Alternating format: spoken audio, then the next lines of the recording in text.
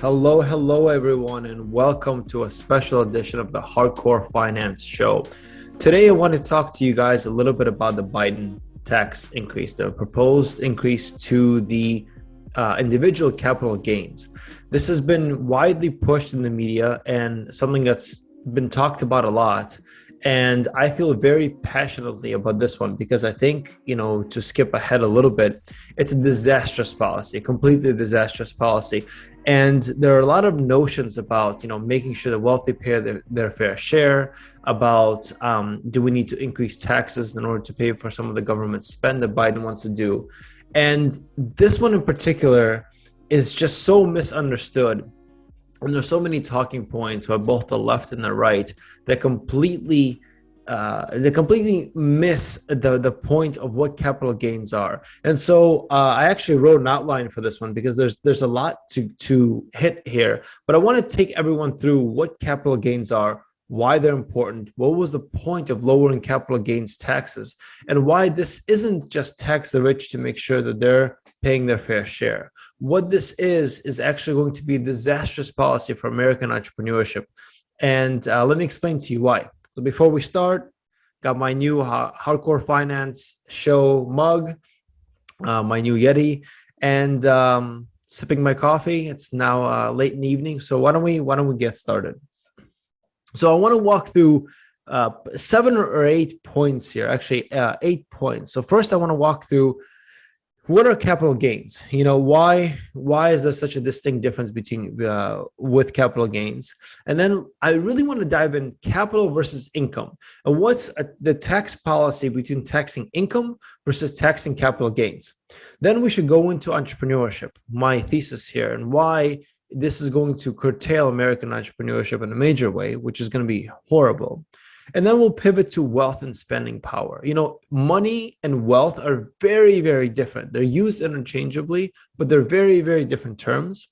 And finally, we'll go into what's happening now in the macro environment, inflation, leverage, and what leverage is, and why this is so dangerous, trading frequency. And finally, we'll talk about government spending. So without further ado, let's jump in. First of all, let's understand what capital gains are. Capital gains and taxes on capital gains are taxes against your capital. Capital is not just stocks. In the old terminology, capital is literally machines that factories would have capital in order to produce any kind of good. So when we think about capital today, one of the biggest obviously areas is stocks, but one of the other biggest areas that people don't necessarily talk about or consider capital or overlook is real estate. And we'll talk about residential real estate and how it's affected here and the disaster that this policy will bring to residential real estate. But in general, there's short-term capital gains, and long-term capital gains. Short-term are something that you've held and traded under a year, a long-term longer than a year. And so we've had many administrations now, I believe Clinton did this as well, where we've been lowering capital gains taxes in general and lowering long-term capital gains. Bush II, George W., famously cut the capital gains into 15%. Obama raised it back to 20%. But why is this important? This is important because it encourages long-term investment into companies, long-term investment into capital goods, long-term investment into real estate, okay? Long-term investment into wealth. And we'll touch upon what wealth is and how it's different than capital gains. So let's talk a little bit, now that we got a sense of what capital is, let's talk about capital versus income. Now, outside of corporations, the government can tax 2 different things. And I want to just, this is fairly high level. Please leave comments and so on if you want to go deeper. But government can tax income, okay, or wealth. And if you think about this from a perspective of pulling yourself out and not just thinking, oh, we need to get tax revenue somewhere. Income and wealth have very fundamentally different second and third order effects on the economy. When you tax income, you're lowering the velocity of spend. Okay. So if I make $100,000 per year in my job and I get taxed on income, I only take home 70,000. Those 70,000 are disposable to me to spend on goods. on services, on whatever it is in the economy. Why is that so beneficial for the government? Because the government also has to go out and spend money on similar goods and services. So when you tax income, you're lowering the money available to be spent on those goods and services, thus decreasing the prices of those goods and services for the government. If you tax wealth, wealth is things you have in your estate, things you have in your real estate, things you have in the stocks and bonds and just the various financial markets out there. When you tax wealth, you're no longer taking velocity out of the system. You're no longer taking spending power out of the system. And what you're actually going to do in the long run, what the government is actually going to do, is it's going to increase the price pressure for the same goods and services that it itself is going out to get. So over time, the same thing that costs $100 billion for the government to do, let's say hire, free, the Democrats are pushing free childcare. Okay, well, someone has to pay for these for caregivers, right? You can have a private family going out and getting a nanny, for example, or you can have the government provide free childcare. If you tax income, my income for my $100,000 that I made per year, and I only get to keep 70, only a portion of that 70 goes to a nanny or a babysitter in this case, in this example. If I get to keep more taxes come out of my wealth and less from my spendable income, I can, let's say, spend $80,000 now for that nanny, or I have an $80,000 pool, so I can spend more for that nanny or child giver. That's now competing with the government going for the same services. So they're shooting themselves in the foot by doing a very, very short-term tax raise, but actually in the long run creating more inflation. They're inflating their own prices, so they'll have to raise taxes again or print more money, and it becomes this vicious cycle over time. On a macroeconomic scale, this is 100% how it works. It's 100% factual, and this is the second or third order effect that the government is not considering by shifting tax to wealth. So let's come back to this example about creating inflation for its own goods. And let's talk a little bit about entrepreneurship. This whole country, the beauty of America is that it's a free and open market. And anybody can come create their own business. Entrepreneurship blossoms in the US.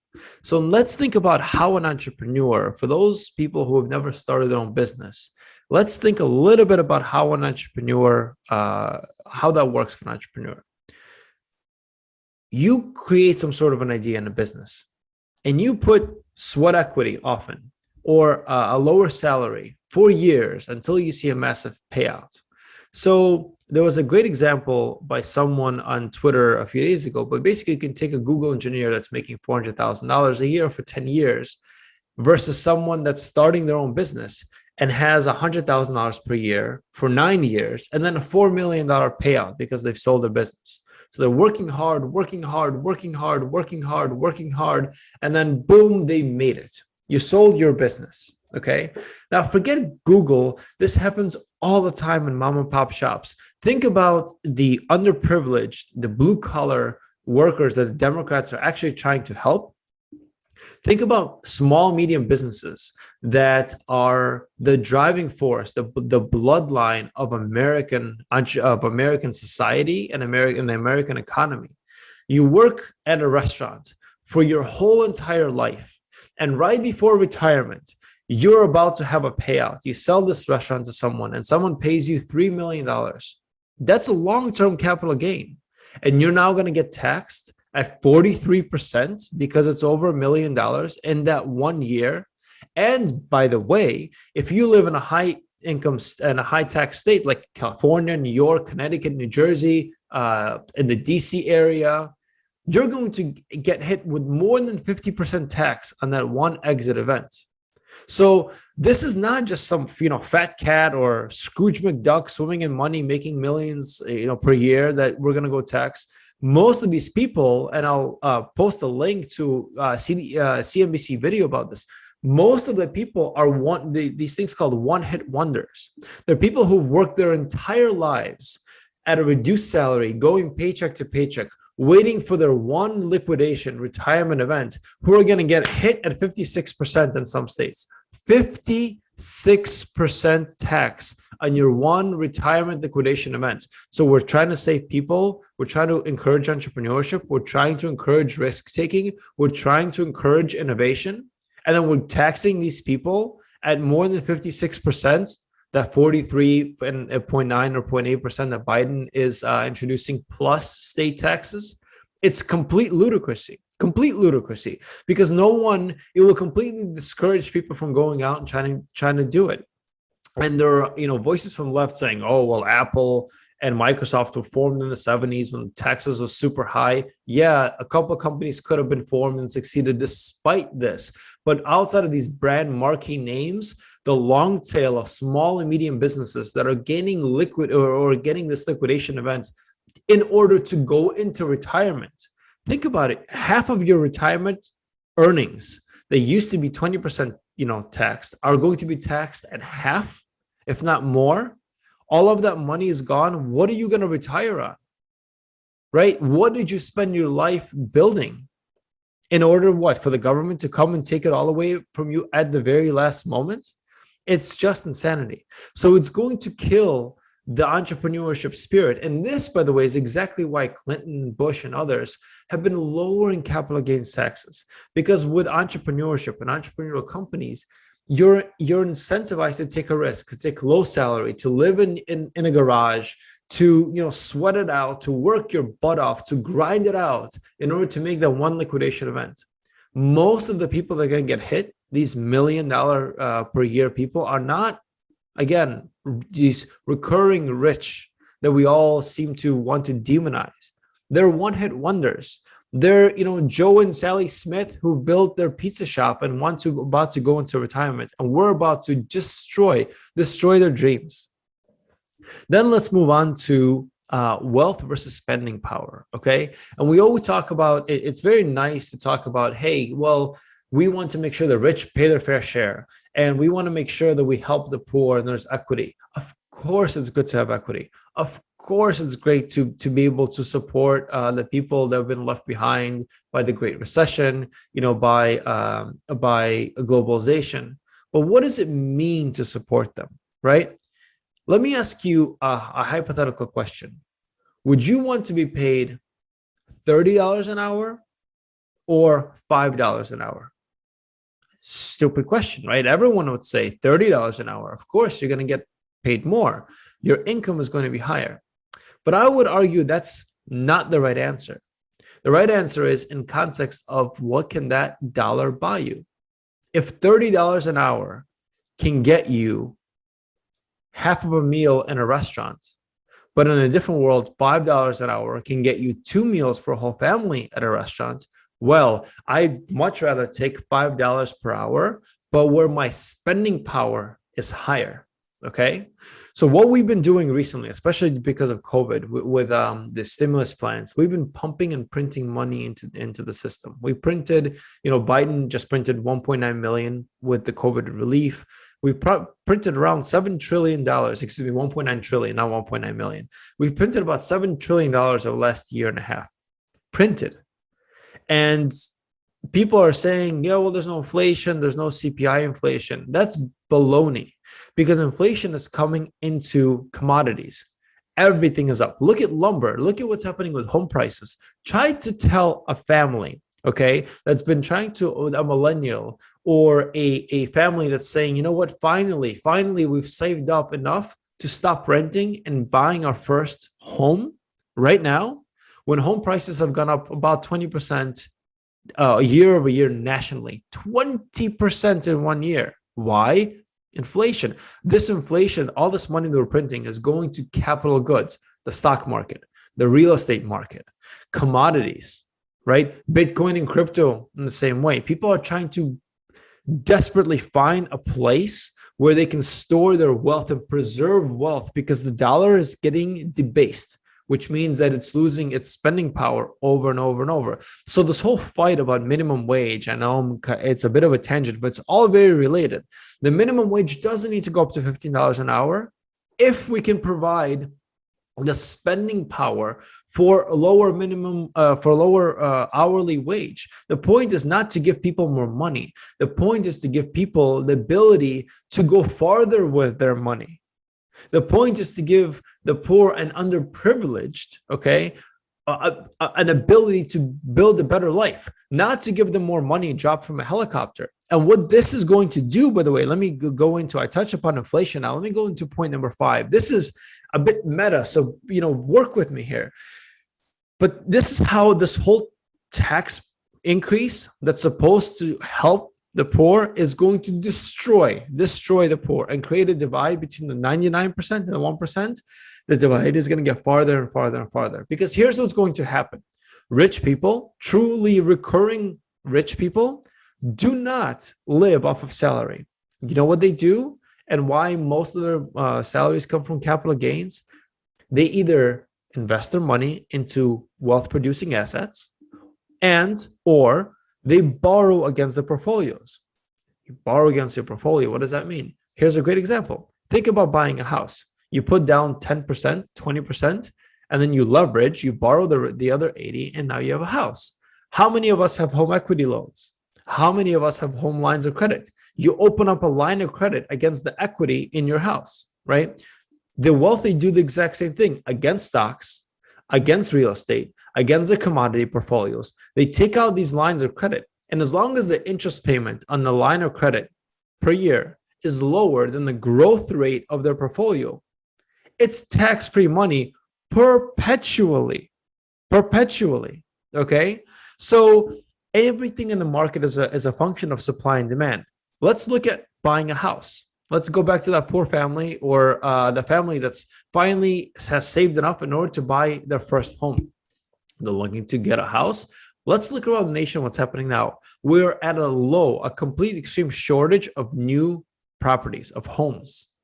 So there's a lot of money chasing very little inventory. The prices are going up. Now you're going to tell wealthy investors that instead of 20% tax on your house that you're going to sell, you're going to get taxed 45, maybe 55%. Do you think they're going to sell their house, or will they keep and rent it out? They're going to keep and rent it out, which means that the inventory will shrink even more, which means for the houses on the market, the demand will be even higher for a smaller amount of homes, which means that the home prices are going to go up. And that home that was available to people before is going to get further and further away. By the way, same thing with stocks. People will sell a lot when this thing happens, when this thing happens, to capture the old tax rate and then stop. There'll be a group of people that will just hold on to the portfolios, and another group of people that would trade very, very frequently, which does two very adverse effects. Holding on to your portfolios, again, getting into stock prices over time will increase. Okay, good value dividend paying stocks will increase because you're getting dividends from those stocks. That's your livable income. Okay, fine, you get taxed on that. You borrow against your portfolio that's going up. Fantastic. That's one group of the wealthy that they're going to do. The other one, you'll just trade very frequently. And so the market will have ups and downs. The third unintended consequence is that when you borrow against when you're incentivized to borrow versus sell your capital assets, you're increasing leverage into the system. What does that mean? You're again borrowing more and more against your portfolios. And that's all fine and dandy as long as your loan to value ratio is low. So for example, if I have $100,000 in stocks and I borrow $10,000, my loan to value ratio is 10%. Now, if I don't want to sell anymore because I'm going to get taxed up the wazoo if I sell, I'll borrow $20,000, $30,000, $40,000. Still okay, 40% of my portfolio, $50,000. And what happens if there's a one-time black swan event like 2008 and there's a crash? I'm going to get liquidated. And so will everyone else that's in the market.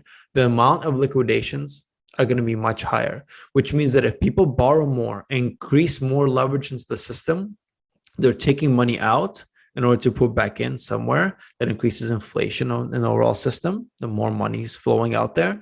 Borrowing reduces the resilience of the system in case there's a one-time black swan or liquidation event. Some people go crazy. They borrow 90% of their portfolio, which is just insane. Your portfolio goes down by 10%, everything is liquidated. The broker takes all of your stocks. So you're incentivizing risky behavior, either through higher frequency trading or more borrowing against your portfolio, which just just creates more and more risk in the system that's already very fragile. If the current system with the amount of money we printed is extremely, extremely fragile. So what are we doing? We're killing entrepreneurship. Okay. We're disincentivizing entrepreneurship. We're disproportionately taxing the small, medium businesses that have, again, worked their whole life in order to have one liquidation event. And now they're going to get half of that taken out. We're increasing more leverage into the system.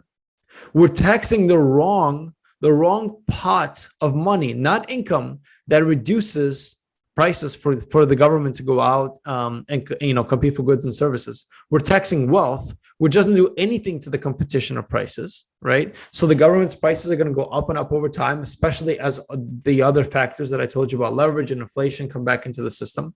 And so what's going to happen in the long run?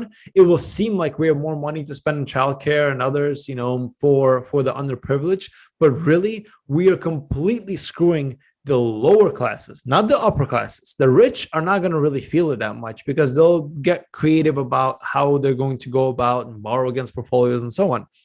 The lower classes, their spending power is going to decrease. So even if they have more money, that money is going to go less. It's going to go, it won't go as far as it would have gone before.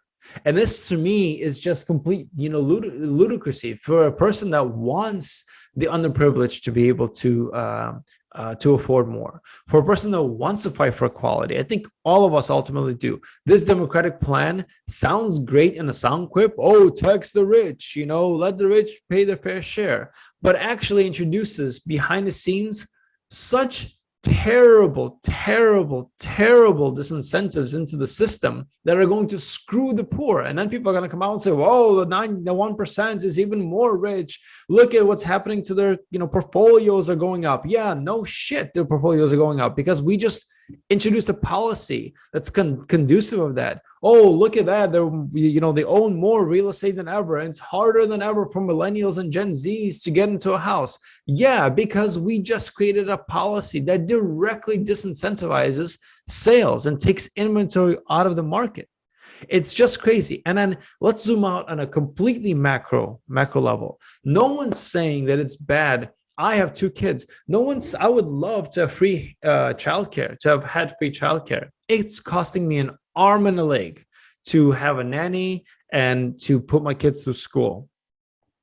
But should the government decide? Should the government just, take from whomever they want in order to keep on spending on these multi-trillion-dollar plans with the adverse effect of actually reducing spending power? And oh, by the way, the cherry on top is the tax foundation found that this will create $123 billion of lower tax revenue over 10 years than higher. So we're going to do all of this. We're going to introduce risk into the system. We're going to decrease the spending power of the lower classes. We're going to disincentivize entrepreneurship. We're going to punish the people who worked their whole lives for one liquidation event, okay? All to raise less tax revenue in the long run. What? To appease some sort of, left talking point? Let's solve real problems here. Let's be smarter as an electorate. Let's push back on disastrous policies that are going to just kill spending power and create a bigger and bigger rift between the 1% and the 99%. Let us actually help people. This is not going to work by increasing capital gains on this $1 million plus income or the ultra rich.